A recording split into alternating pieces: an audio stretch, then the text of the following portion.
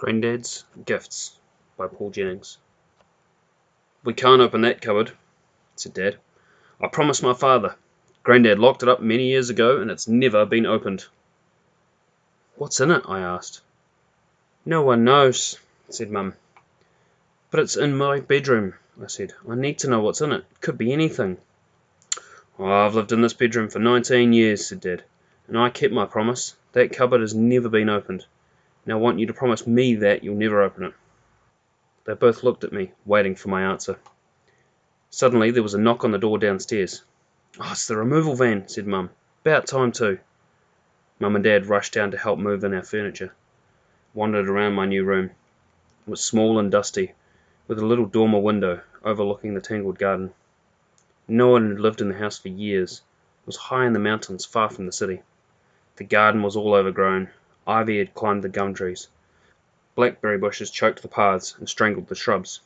I walked over to the forbidden cupboard and gave the handle a shake. It was locked firm. Put my eye into the keyhole, but everything was black. I sniffed under the gap at the bottom of the door. It was musty and dusty. Something silent inside seemed to call to me. It was as if a gentle voice was stirring the shadows of years gone by. Stillness seemed to echo my name. Shane. Shane. Shane. Shane, Mum called up the stairs. "Come and help bring these things in." They were lifting a large machine from the van. The removalist man had one corner and there was one left for me. "Quick, grab it," said Dad. "It's heavy." I helped lower the machine onto the ground. "What is it?" I asked. "It's a mulcher," Dad told me. "Put in branches and leaves and twigs, chews them up into mulch. We're going to use it to clear up this garden." I stared around at the tangled yard. That's when I saw the two lemon trees for the first time. Big one over near the gate and a small, shriveled up one near the back fence.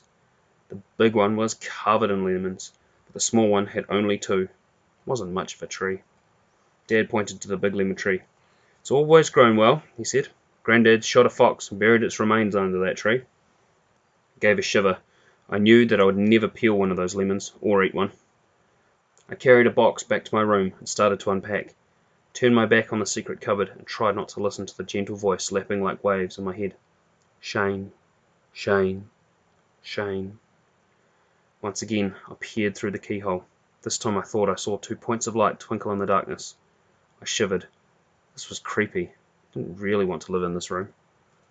That night I couldn't sleep. Every time I opened my eyes I saw the cupboard door. After a long time I finally drifted off. I had a wonderful dream about trees. The branches reached out and stroked me. They lifted me up high into the air and passed me along the roof of the forest. I was filled with wonderful floating power. The soft branches took me wherever I wanted to go. In the morning I woke feeling wonderful. Instead of getting dressed, I decided to move the bed. I wanted to sleep so that I could see out of the window. The bed was old and heavy. It wouldn't move. I could see it had been in that spot for years and years. I ran outside and fetched a long plank. Used it to lever the bed. After a lot of creaking, it started to move, inch by inch. Finally, I had it up against the window. The place where the bed had been was covered in dust. I swept it up gently. The floor creaked under my feet. I knelt down and looked. There was a loose board. "Breakfast!" yelled out Mum. "Oh, coming!" I shouted back. I tried to prise up the board, but it wouldn't budge. Suddenly it gave way and sprang out. It was almost as if a hidden hand had heaved it up. I stared inside. Something glinted dully. I reached down and pulled out a rusty key. "Shane!" yelled Mum. "Coming!" I called. I shoved the key in my pocket and raced downstairs. Bolted down my breakfast. I was sure that the key would fit the door in the cupboard. The cupboard I'd been forbidden to open.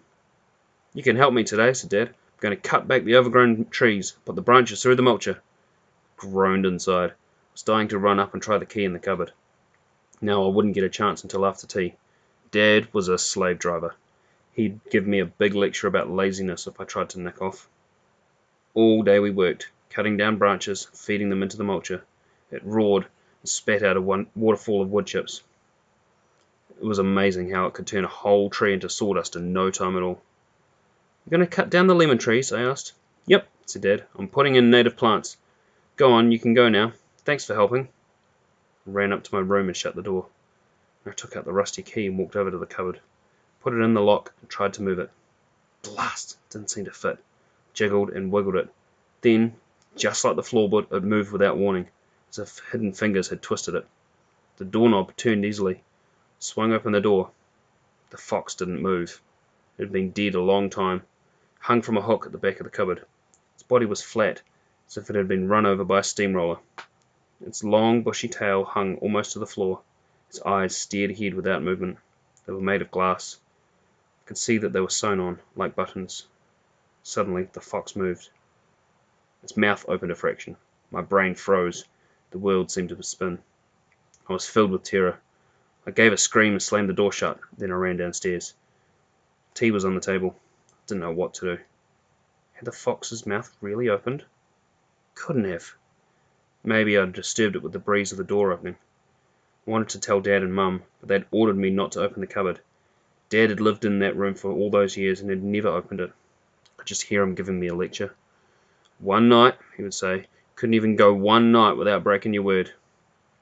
I hadn't given my word, actually, but wouldn't make any difference. An order is an order. As I ate my tea, I thought about the fox. I'd seen it somewhere before. Suddenly I realised on the kitchen wall was an old photo of Grandad. Behind him was a hall stand. There were hats and scarves and umbrellas on it, and a fox skin. "What's that thing?" I said to Dad. I jumped up and pointed to the fox skin. "That's a fox fur. It's the one Grandad shot. He preserved the skin and made it into a fur wrap for Grandma, but she wouldn't wear it." "Why not?" "She said she wasn't going to wear a dead animal round her neck. She felt sorry for it. She said it looked as if it were alive." Grandad was disappointed that she didn't like his gift. "What happened to it?" I asked. "No one knows," said Dad. "Couldn't find it after Grandad died." "Might be in that locked cupboard," I said. Dad looked at me in a funny way. I went red. "If it is," he says, "it stays there. Promise is a promise." We all looked at the picture. "Pity the photo's only brown," said Dad.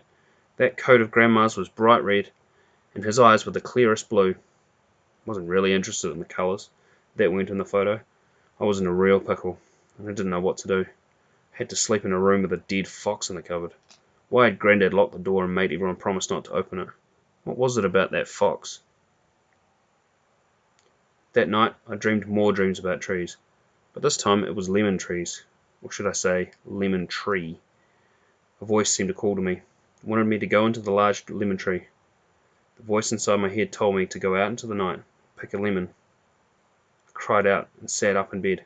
The cupboard door had swung open. The fox's glass eyes glinted in the moonlight. I thought it moved. It seemed to sigh gently. Suddenly I knew I had nothing to fear. The fox was my friend. It was sad, lonely, and lost. I walked over and gently reached out. I stroked the soft fur with my hand. Dust fell softly away. A great sadness swept over me. The fox was like a beautiful empty bag. Its bones and heart and life were long gone. I now knew where they were. "All right," I said, "I'll do it." The fox made no answer. It hung limply like the moon's cast-off coat. I crept downstairs. Mum and Dad were asleep. I walked between the shadows until I reached the large lemon tree, where the carcass of the fox had been buried many years before. The ripe lemons dropped between the silvery leaves. I knew which one I had to pick. My hand seemed to have a life of its own. I reached up and plucked a lemon from the high tree, tiptoed back inside and crept up the silent stairs. The cupboard was open like a waiting mouth. I wasn't sure what to do with the lemon. The fox skin hung silently on its peg. I gently opened its jaws and placed the lemon between its teeth. Then I shut the door and jumped into bed. Pulled the pillow over my head. Even so, I could hear a gentle chewing, sucking and swallowing sound from behind the door. The fox was feasting. Finally fell asleep, deep in carefree slumber. In the morning I peered into the cupboard. First I thought that nothing had changed. The fox fur still flopped from its peg, but the lemon had gone. I stroked the fox. I ran its tail between my thumb and finger. At the very tip of the tail I stopped. It was hard inside, as if a piece of broken pencil had been inserted there. It was a small bone. I gasped. That bone had not been there the day before. The next night I visited the lemon tree again. Again I fed the fox, and again its tail grew firmer, strengthened by another bone. Each day I helped my father chop the trees and fed the mulcher, and each night I fed the fox from the lemon tree. At the end of the 2 weeks, the fox was round and plump. Its fur had lost its dust. It glistened, strong and full. It was a fine fox. It still hung from the peg, its head flopping near the floor. My work was nearly done. On the second last night I placed my hand on its chest. I can't describe the thrill that ran up my arm. The fox's heart was beating. It was alive, but not alive.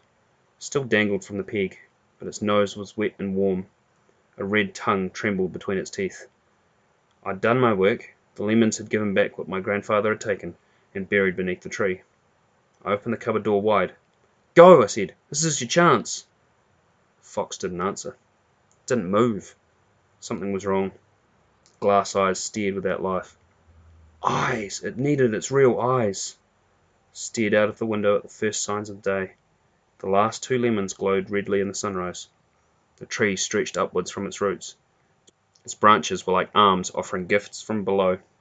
"Tomorrow," I said. "Tomorrow I'll get your eyes." I closed the door and snuggled down into my bed. Fell asleep for many hours. The sound of the mulcher drilled away at my slumber. There was something wrong. In my dreams I knew it. I sat upright and listened to Dad feeding branches into the hungry machine. "No!" I yelled. "No!" I ran over to the window. "Stop!" I screamed. "Stop!" It was too late. The lemon tree was nothing but a pile of wood chips. I ran down the stairs in my pajamas and bare feet. "The lemons!" I shouted. "Did you save the 2 lemons?" Dad looked up in surprise. "No," he said. "They were green." Tears ran down my face. I thought of the blind fox still hanging in the blackness of the cupboard for so long it had been its coffin. I stood there and sobbed. "They're only lemons," said Dad. "For goodness sake, what a fuss." I couldn't tell him. I couldn't say anything. I trudged back to my room. "I'm sorry, Fox," I said. "Now you'll never see." A voice floated in the window. It was Dad.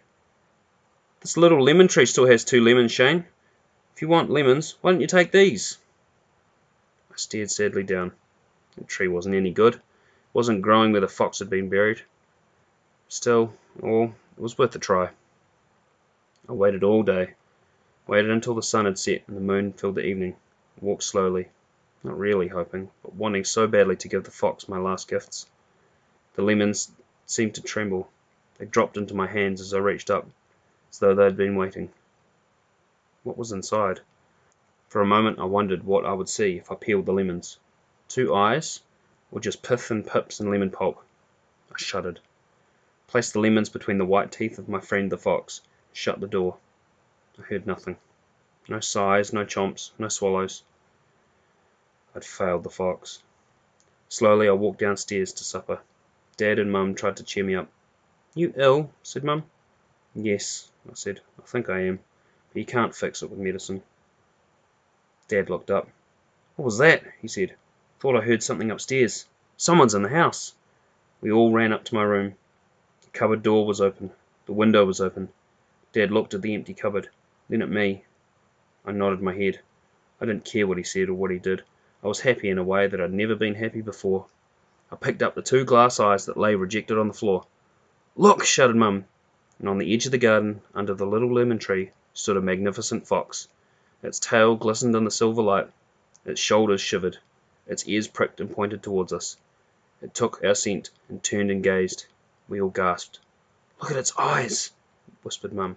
The fox stared at us, unafraid. Its large blue eyes drank us in. They looked deep into me. I knew what they were saying. "Thank you and farewell." My eyes were moist. I wiped away a tear. When I looked up, the fox had gone. I never saw it again. In the morning, the little lemon tree was dead. Every leaf was curled and brown. "It's never grown well," said Dad. "And it should have, because we planted it on Grandad's grave.